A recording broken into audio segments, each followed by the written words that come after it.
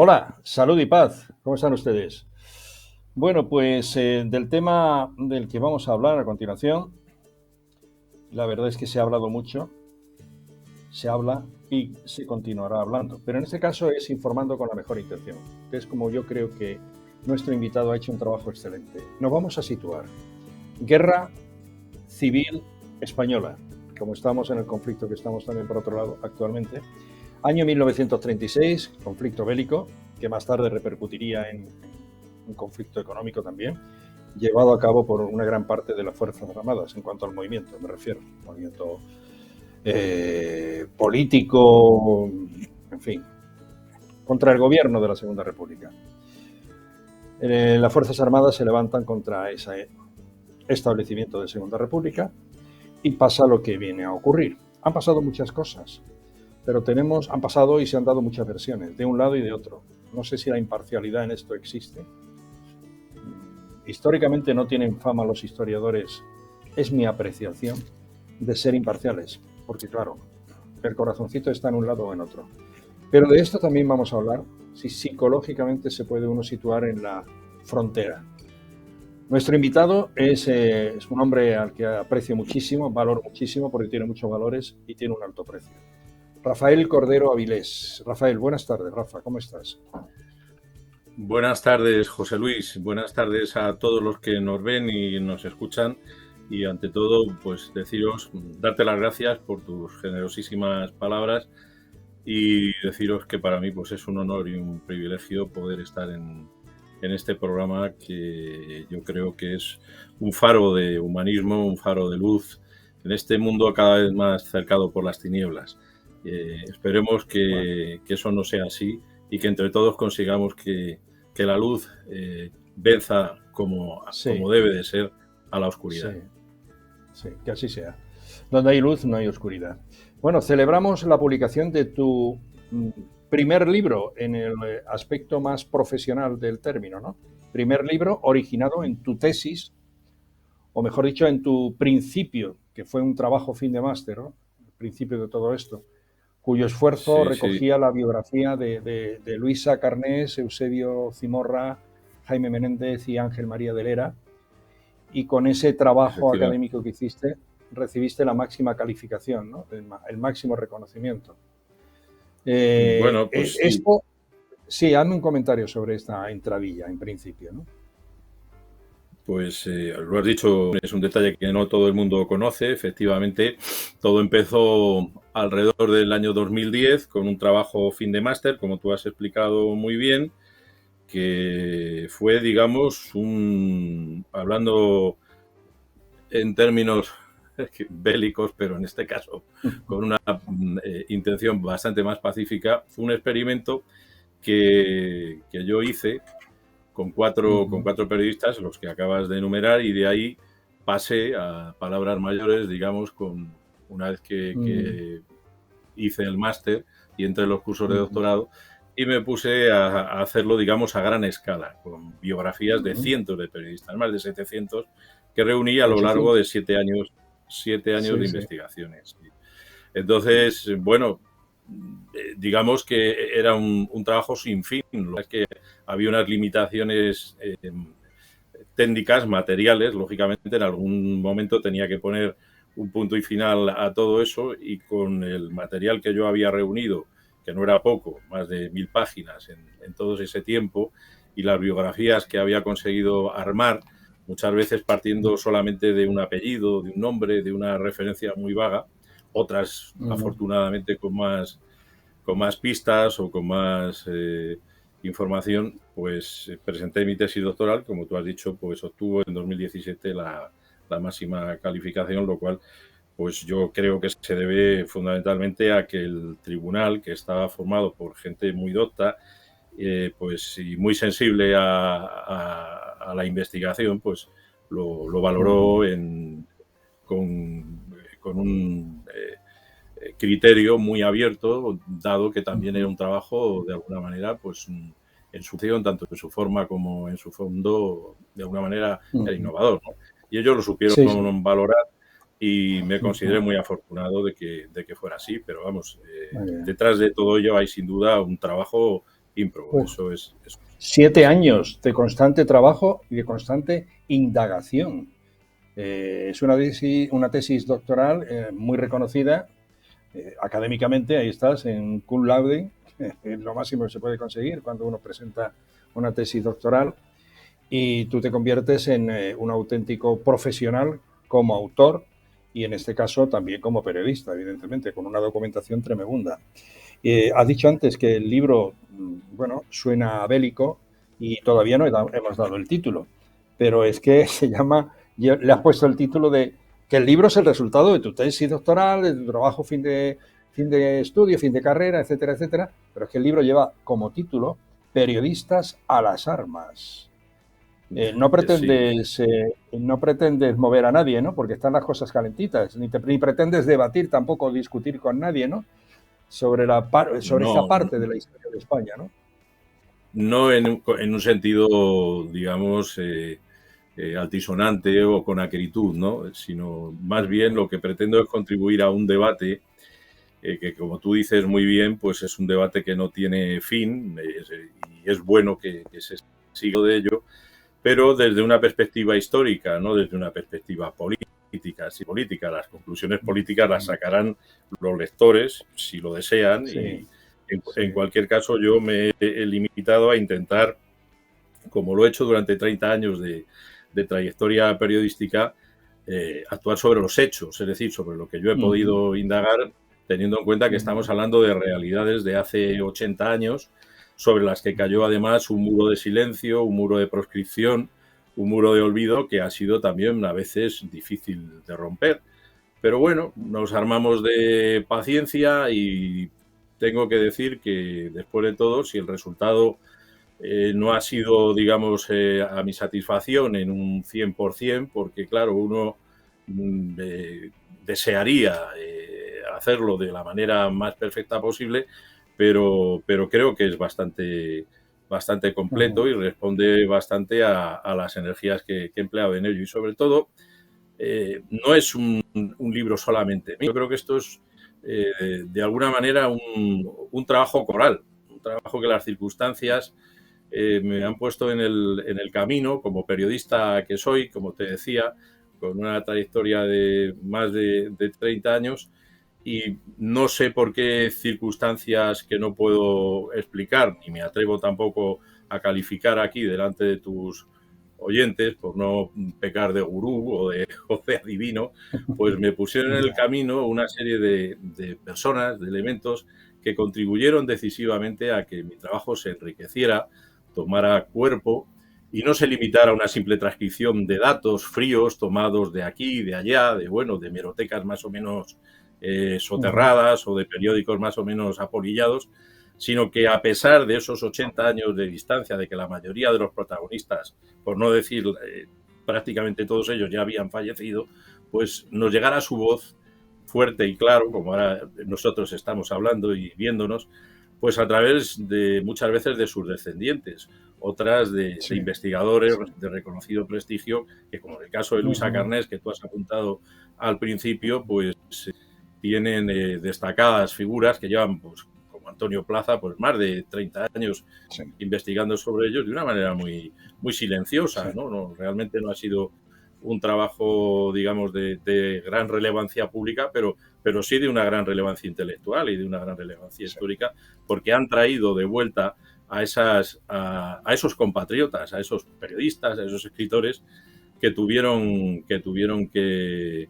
emprender el camino de la diáspora, del exilio y en muchos casos, pues desafortunadamente también Sí. del olvido, ¿no? Para lo que es la España de hoy día, que ese es otro de los pretextos, vamos, ese es otro de los objetivos con los que ha nacido este trabajo, recuperar para las jóvenes generaciones ese inmenso reservorio, ese inmenso depósito de talento que subyace ahí, pero que de alguna forma, Ujú. por las circunstancias, por el trágico resultado de la guerra civil, y que yo creo que eso puede contribuir más que exacerbar a una A la concordia. definitiva A la reconciliación concordia y y a... concordia. Eso Es es. una palabra muy importante la que tú acabas de mencionar, que está Sí. también, digamos, en el marchamo, en la seña de identidad de mi trabajo de mi tesis doctoral y ahora de mi libro.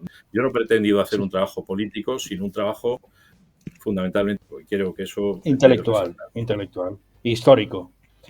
Y de lo que estás hablando es de tratar de estimular con este trabajo la concordia y la conciliación, ¿no? Es una manera sin duda. de asegurar que está lejos de planteamientos ideológicos. Sí es verdad, y esto no lo quiero dejar en el tintero porque lo esbozaba en las palabras iniciales, que no somos de piedra, ¿no? Y claro, es difícil mantenerse en la linde, ¿no? Ni a un lado ni al otro. Supongo que lo habrás intentado, no sé si lo has conseguido, si tu autosatisfacción es completa, o tu tinte republicano, porque lo narras desde ahí, tiene su incidencia, es decir, tiene un origen personal. No quiero que te retrates, ni mucho menos, no pretendo eso, pero todos llevamos algo y bueno, lo que entiendo es que no has permitido que salga ni sobresalga, ni mucho menos para molestar ningún tipo de recuerdo ni ningún tipo de persona. Si haces un trabajo y un homenaje, esto sí creo que debe quedar muy claro. Yo te reconozco que haces un grandísimo, extraordinario, suculento, intelectual trabajo de investigación, homenajeando a los periodistas de aquella generación que hay que ponerle un adjetivo, maltratada. Eso sí, y entiendo que de un lado y de otro. Pero desde luego tu referencia viene desde el lado republicano. ¿Tiene alguna connotación familiar, Bueno, personal, ideológica? Después de lo que he dicho. Bueno, yo, lejos de, no por nada, porque quiero decir que yo tengo amigos de todas y amistades de todas las procedencias, afortunadamente, y creo que debe ser así. No he enfocado, digamos, el trabajo. Yo soy un periodista profesional que creo que tengo a gala. He mantenido durante mi actividad profesional en todos estos años, creo, una línea absolutamente distante, equidistante, digamos, de lo que podía ser cualquier planteamiento político, independientemente que creo entender a lo que tú te refieres, que cada uno podemos tener unas simpatías. Pero bueno, lo de mis simpatías también, de alguna manera, yo he sido bastante implacable con esas posibles simpatías, digamos, dándome un baño de realidad. Es decir, yo me he documentado y digo, y esto es una confidencia que te voy a hacer, pero porque solo lo he dicho en privado, no lo he dicho en entrevistas, ¿no? Pero del Rafael Cordero que inició la tesis doctoral, aparte de los años transcurridos, ¿no?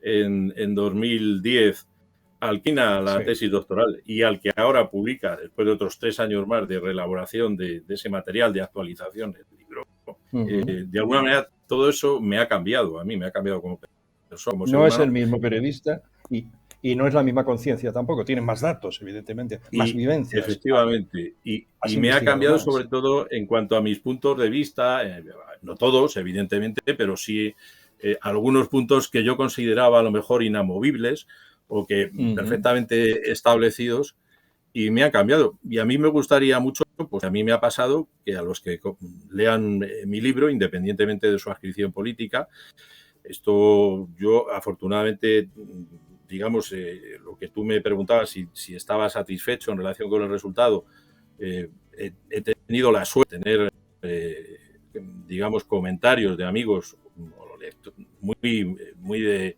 digamos, muy a la derecha, o muy periquildados a la derecha, excelentes personas, o de gente que está, digamos, más en una situación más situada a lo que puede ser la izquierda. Y en ambos casos he tenido una recepción muy buena, es decir, lo han recibido con una gran generosidad y con un sentido de, quiero decir, muy positivo en cuanto al trabajo realizado, lo que me lleva a pensar que toda esta crispación muchas veces que vivimos es una crispación inducida desde fuera de la sociedad. En realidad la sociedad se mueve por otros parámetros muy distintos en las que todos estos problemas, quizá porque la gente de a pie los tuvo que vivir muy en primer plano, muy de cerca y superarlos también, los dejaron atrás ya hace mucho tiempo, ¿no? Y no tienen ningún inconveniente, independientemente de la acción de donde venga el testimonio, de escuchar y de aceptar las cosas. Yo lo que he procurado es decir verdad, ¿no? O lo que yo consideraba que eran hechos. no hacer propaganda. Es decir, si me refiero a la propaganda en algún momento determinado es por la que en ese momento se hacía por cualquiera de los dos bandos y en función de los intereses de mi tesis, de mi trabajo, ¿no? De mi libro, para que quedara reflejado allí, pero no por otro motivo. Ya. La única tesis que yo podría destacar, o el único contenido, ya por un poco poner la guinda, digamos, a tu muy aguda pregunta sobre mis intenciones, más que identificarse con un republicanismo, que bueno, podría estar muy a la moda, además, el decirlo ahora, sería más bien con un compromiso profesional por la libertad de expresión, ¿no? Que eso sí que considero que debe de ser fundamental, tanto si eres de derechas como si eres de izquierdas o como si eres de Marte, ¿no? La cuestión es que creo que el ejercicio responsable de la libertad y del periodismo resultan hoy más que nunca fundamentales para que exista una opinión pública saludable y que pueda servir de contrapeso a los abusos que constantemente nos están llegando del poder y de los poderes que hay detrás del poder, ¿no? De las sombras. Bueno, desde ese punto de vista, sí, digamos, me puedo ascribir a una posición más crítica, pero estrictamente profesional, no política. Sí. Y además lo que vienes a recoger es el fenómeno trabajo de la prensa en aquel Madrid, porque hablamos de Madrid en ese lapso de tiempo de 3 años durante la guerra, ese extraordinario movimiento, diría yo, especialmente de esa situación previa del mundo editorial e incluso de la industria papelera, que fueron el verdadero soporte de lo que eran entonces, más que ahora, ¿no? Trasladándonos en el tiempo, verdaderos emporios periodísticos, ¿no? Todo en potentes grupos editoriales que hicieron realidad que Madrid en aquel momento, previo a la gran tragedia de la confrontación civil, llegara a contar hasta que, es que yo las cifras me alucinan, 18 periódicos en una ciudad de 1 millón de habitantes y todos se vendían. Y todo el mundo leía esos periódicos. Y cada periódico, ¿cuánta gente calculas? En tus estudios seguramente lo has extraído. ¿Cuánta gente calculas que además leía un periódico? Un periódico, ¿cuántas personas podían leerlo? Y había 18 diarios. Sí. Bueno, eso es así. Es que creo que tenía una fuerza tremenda. Claro, no había televisión, la radio era incipiente.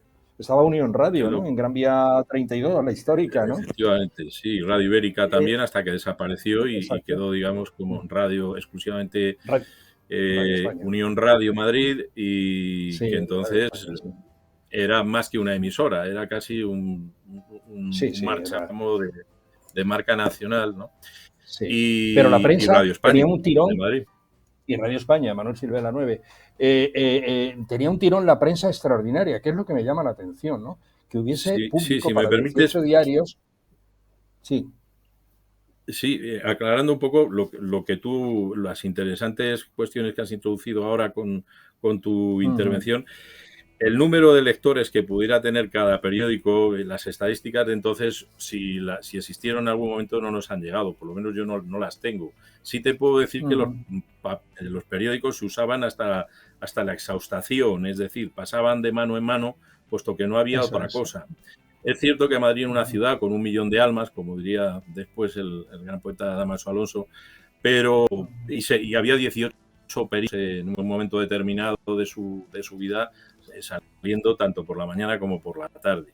Pero también es verdad que muchos de esos periódicos tenían ediciones nacionales, es decir, que ese índice de lectura habría que extenderlo algo más, digamos, porque una cantidad significativa de ejemplares salían a provincias y entonces eso era muy importante, porque no hay que olvidar que el periódico, hasta que surgen las primeras emisoras de radio, ya por el año 32, empiezan la República a legislar en ese sentido y a autorizar las primeras licencias de radio después de las primeras concesiones, pues el periódico era la única fuente de información para muchísima gente y lógicamente también tenían el sesgo de la línea editorial de cada periódico, que en aquella época, quitando los periódicos más de empresa, que se suele decir, o profesionales, sí. pues en muchos casos tenían un marcado carácter político. El periodismo no se hacía como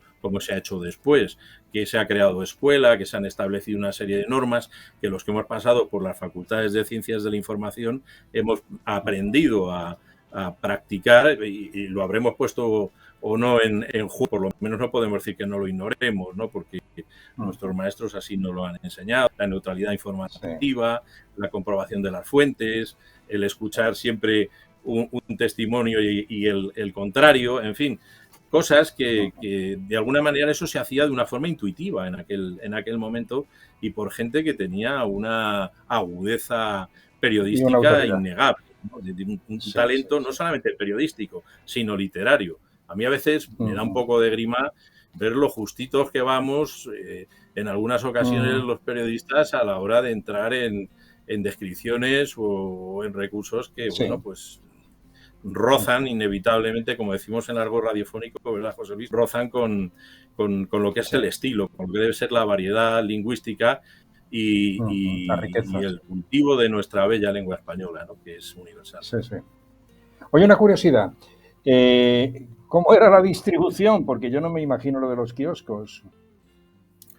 Pues había, como tú has dicho muy bien, también grandes emporios periodísticos, a pesar de ese complejillo, de ese complejo de atraso, que bueno, por otra parte, pues estaba ahí, pero la prensa en ese momento estaba, digamos, en un momento dulce, en un momento de expansión. Ya lo había iniciado en la década anterior, en los años 20, estaba, bueno, aunque era anterior, pero prensa española había ya, digamos, señalado el camino.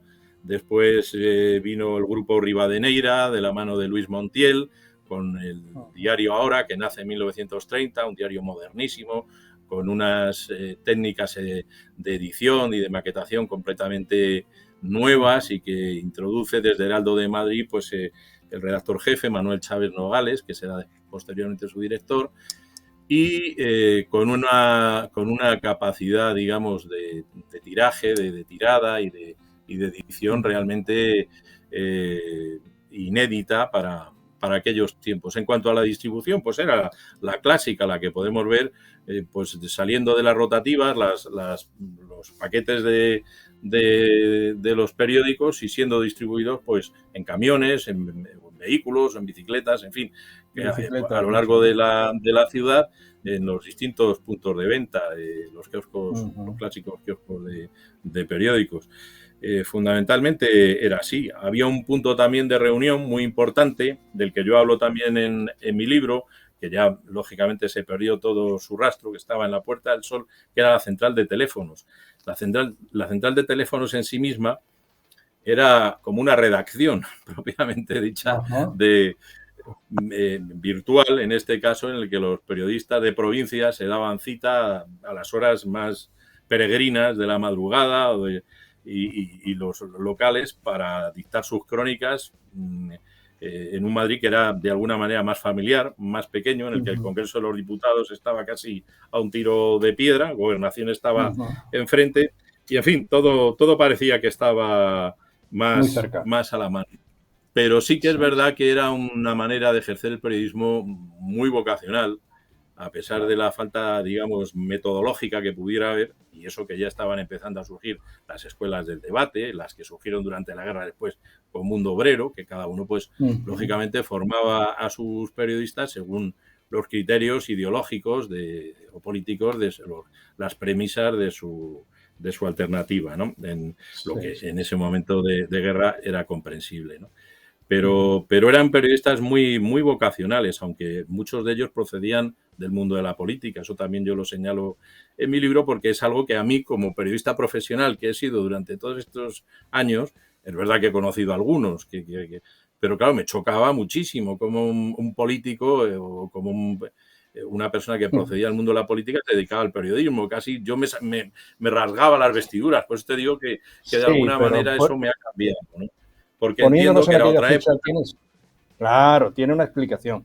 Yo creo que tiene una explicación, porque hay unos sentimientos. Claro que sí. Cuando uno está metido en materia, en política, y hay que contar cosas, y no hay un especialista o no hay unos profesionales que lo van a contar como el propio protagonista, ¿no? Entonces, y de ahí el nivel cultural, tanto para practicar, ofrecer y hacer política, como para escribir, evidentemente. Era gente muy formada, no había una fuente de información como puede ser la universidad actualmente, ¿no? Desde que nace en el 72, me parece, como Facultad de Ciencias de la Información. Quiero decir, la gente estaba muy preparada y luchaba por unos ideales, y una manera de exteriorizarlo pues era el altavoz, era el escribir al mismo tiempo, ¿no? De esas tentaciones Efectivamente. yo creo que no nos hemos alejado. Sí ocurre que se utilizan ahora de otra forma, ¿no? Ahí siempre hay el contacto, el amigo que cuenta lo que le ha dicho el político, ¿no? Bueno, no voy a establecer comparaciones porque son diferentes momentos y por tanto diferentes fotografías de aquel presente. ¿Tienes Me parece recuerdos bien. de la censura heredada? Porque claro, estamos hablando del tramo 18 de julio del 36, 1 de abril del 39, hay una herencia ahí antes de eso que viene de la cultura española, de la política española, de la situación anterior, una herencia de los tiempos de la monarquía de Alfonso XIII, de aquel último baluarte, ¿no? La dictadura también de Primo de Rivera.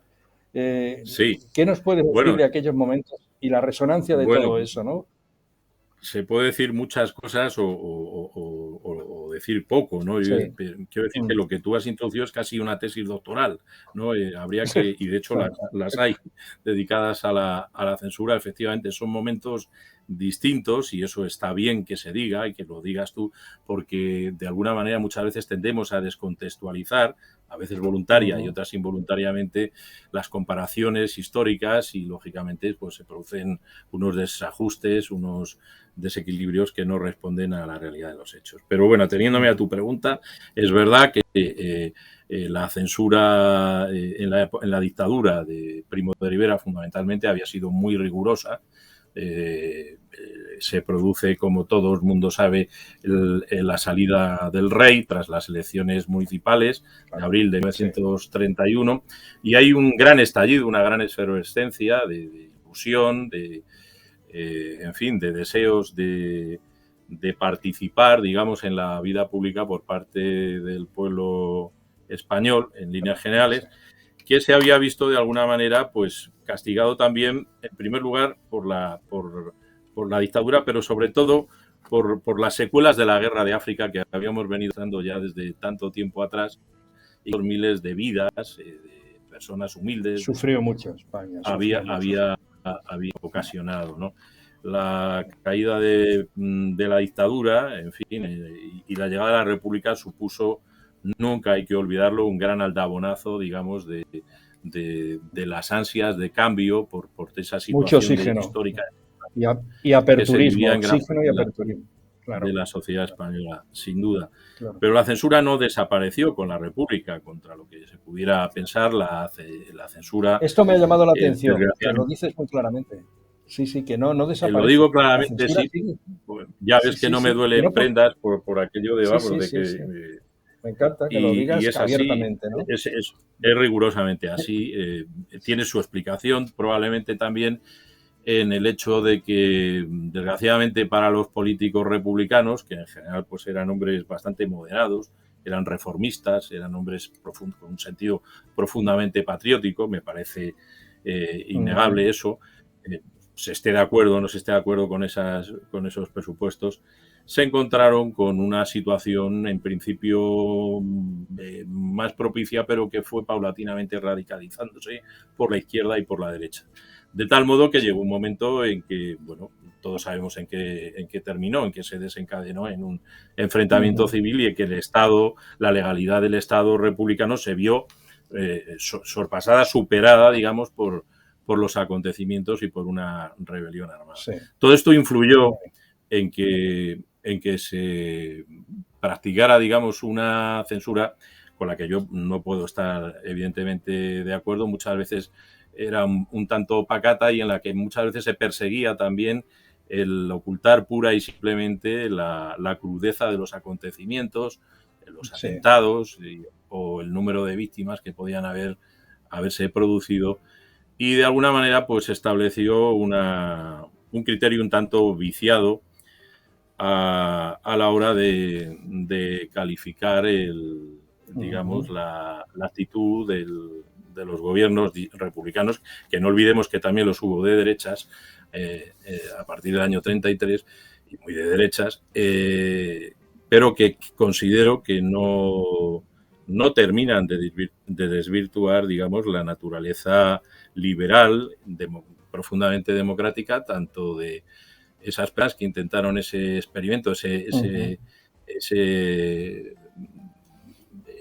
episodio desgraciadamente, de reformismo, de cambio social, político y económico en nuestro país, y sobre todo de los periodistas, que tanto de una adscripción como de otra, pues también intentaron llevar el ascua a su sardina, consiguiendo las mayores cotas de libertad a la hora de contar la realidad, ya fuera de una manera más desapasionada o desde su punto de vista, su adscripción política. No sé si respondo a tu pregunta. Sí, responde. Y además lo mejor es conocer el libro de cerca en la medida en que se pueda, y creo que es factible. Porque, bueno, en este mismo mes de marzo, el día 29, tendrá lugar la presentación del libro, nada más y nada menos que en el Casino de Madrid, en la calle de Alcalá, ¿verdad? Sí, en el Real Casino de Madrid, efectivamente, el día 29 a las 12 del mediodía, gracias a los buenos oficios de mi buen amigo y director de la tertulia, Juan Sebastián Elcano, de la que me honro ya en pertenecer hace un par de años, y que está abierta además a la incorporación siempre de gente de talento como tú, nuevas personalidades de todas las procedencias, es en ese sentido muy ecuménica. Sí. Entonces estamos acostumbrados a convivir y a respetarnos y a hablar con respeto siempre, pero desde una pluralidad ideológica, ¿no? Y bueno, pues gracias sobre todo a la generosidad de José Luis y a la munificencia de su presidente, don Rafael Orbe Orsini, pues bueno, vamos a ser acogidos en esa prestigiosa casa que tiene ya una historia de su fundación en 1836, y allí lidiaremos este toro. Muy bien, Dios mediante, ya lo veremos. Dios mediante ya estaré el día 29, 12 de la mañana, Real Casino Madrid, la denominación correcta, para conocer más de cerca tu tesis doctoral, que es la publicación del libro, que por cierto sale el 14, pero el 29 se presenta. El 14 estará en las librerías, sí, efectivamente. Esto lo encontraremos en librerías. La verdad es que es tremendo. Yo he intentado leerlo y, bueno, no, esto no se lee en 24 o 48 horas, ni siquiera en diagonal. Un apunte, que seguramente te es agradable que te pregunte por él. Hablando antes de los históricos personajes de aquel momento, periodistas, había un nombre que ha durado o ha vivido, gracias a Dios, ha durado porque se ha mantenido en activo, bueno, yo creo que hasta el fin de sus días. Alfonso. No, un breve perfil, si es posible, un breve perfil de Alfonso. Bueno, ¿cómo voy a decir? Como suele decirse, me alegro que me haga usted esa pregunta, ¿no? Porque da la casualidad de que entre toda esa playa de grandes talentos, de grandes periodistas, yo tuve la suerte, el privilegio de conocer personalmente a Alfonso. Y fue precisamente en una casa que para ti es muy... y a la que has aportado grandes dosis de talento y de trabajo durante muchísimos años. Sí. Dilo, cuéntalo. La cadena SER. Entrevistaste a Alfonso desde la cadena SER. No hace muchísimos años, SER, hace algunos. Pues fíjate, tantos como en noviembre de 1984 yo me desplacé desde los estudios de la SER, en la que yo estaba estudiando como becario en prácticas, en formación. Yo me había presentado unas pruebas que convocaba todos los años la cadena SER y había sido seleccionado junto a un grupo de 14 estudiantes más.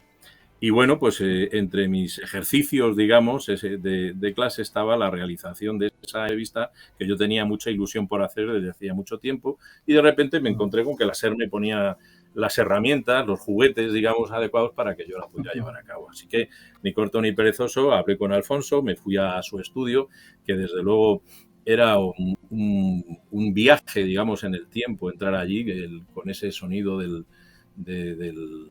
reloj, de péndulo, todos esos personajes de una entidad histórica y que habían significado tanto en un sentido positivo como no tan positivo en la historia de España, incluso del mundo, porque no hay que olvidar que ahí estaba retratada personajes como Einstein y otros muchos. Sí.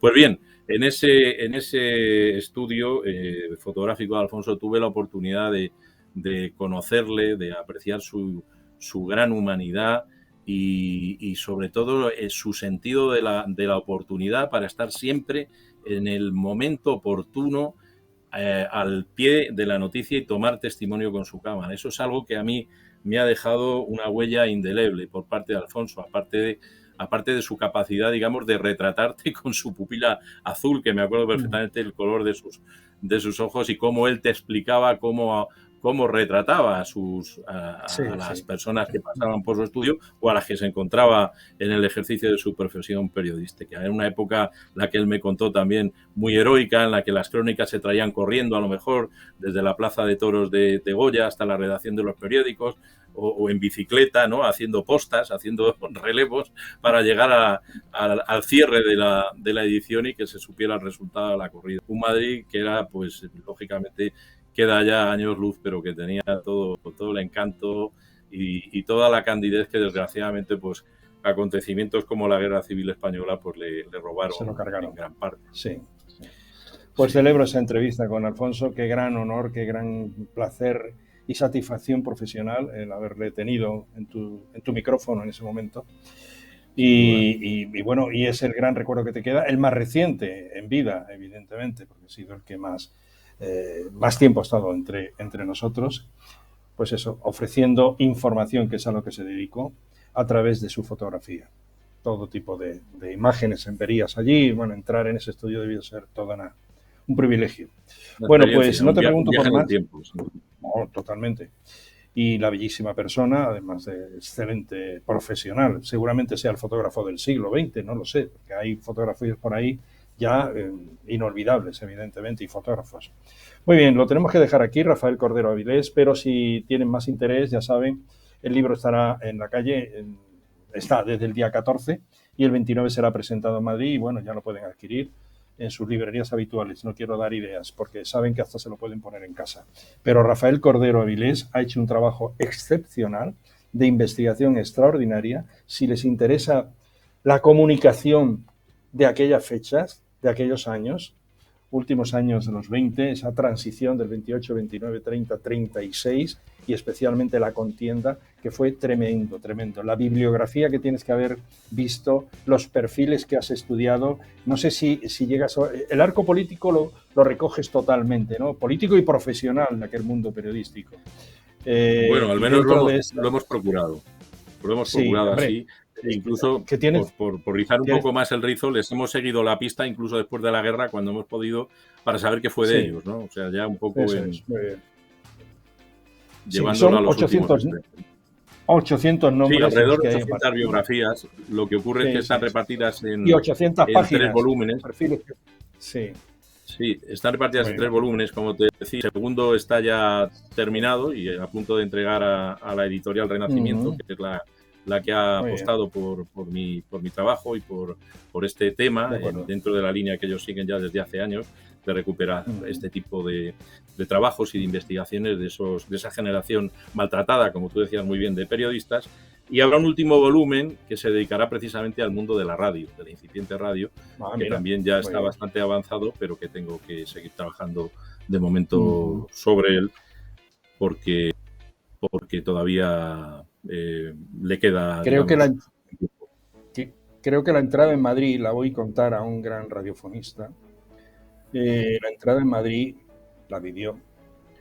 De los nacionales, cuando todo se viene ya abajo y ya están a las puertas de Madrid y vienen por la casa de campo, fue extraordinaria. No sé si habrás conseguido alguna cosa de esas, alguna grabación, algunos testimonios que estaban en Gran Vía escondidos. Bobby de Glané, estaban escondidos en los sótanos de Gran Vía, segunda o tercera planta hacia abajo, ¿no? Y a mí eso me impresionó muchísimo y desde ahí emitían en silencio. Es una manera de descifrarlo. Sí, no hay que olvidar que la Gran Vía era zona batida por, como estamos viendo desgraciadamente estos días en la televisión, en Kiev, en Ucrania. Y allí estaban ellos escondidos narrando, contando.